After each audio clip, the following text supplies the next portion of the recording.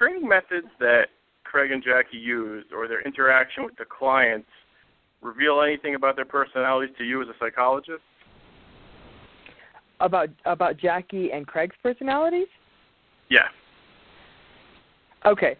I mean, what I saw was that they love what they do, and at the end of the day, personal training only works when the trainer is connected with the client.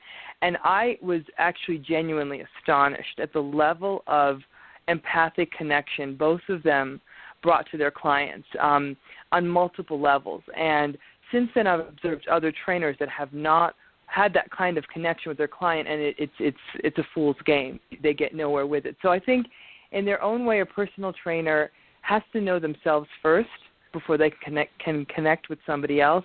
And both of them really did, and in very different ways. Jackie and Craig approached the clients in very different ways, but they were very connected to them.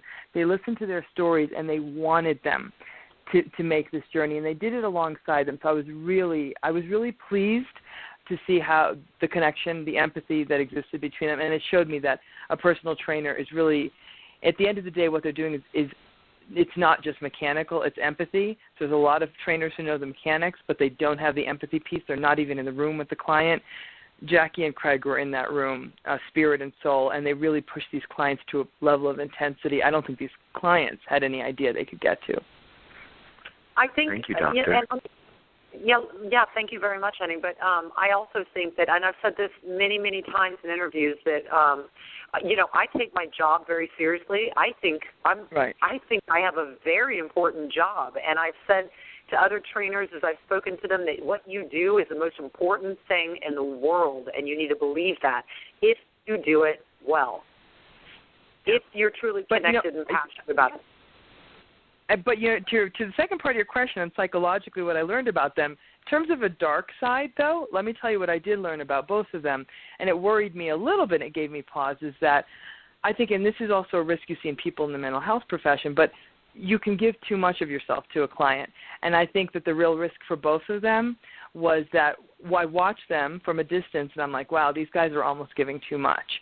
And so then the trainer, and in this case Jackie and Craig in particular, I really saw them flirting with burnout as the weeks went by, and they were not doing as good a job of taking care of themselves as I would have liked to have seen. So much so that Jackie knows I've taken her aside and said, "You need you time," and so I think that balance can be tricky. That if you really are giving that empathy over, that they just weren't good at that, and were giving too much. I think as the clients got better, sometimes they were getting worse, because they were giving too much. Empathy is not sort of this endless font. You've got to feed yourself first, and they were not always taking care of themselves. So you guys, Craig, Jackie, let's try to do better with that, okay? Exactly. And what I'd say to that is episode 7. Well, I remember that week. That's where my burnt out occurred, is episode 7. Yeah. I'm just going to tell you. I have to tell you, I don't think there was a night that I didn't go home and cry.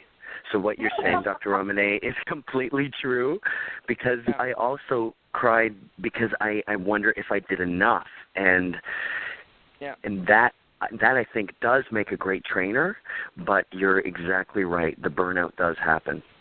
Yeah, and I could see that. And that's not going to benefit the client, and least of all the trainer. Right.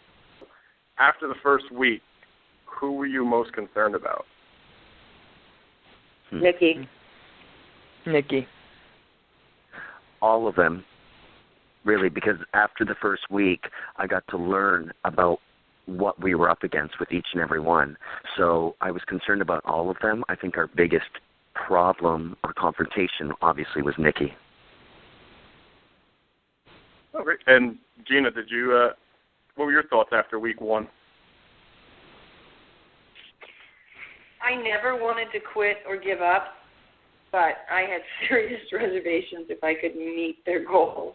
It was hard. We did all that work the first week, and I think we lost some weight, but it was hard. It was the hardest thing I've ever had to do, and I've done athletic competitions maybe 20 years ago when I was with Playboy. We'd do Network Stars, Battle Against the Playmates or whatever.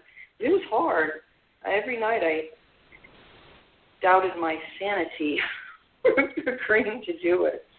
And who wants to be embarrassed on TV and not get it done and not make your weight goal?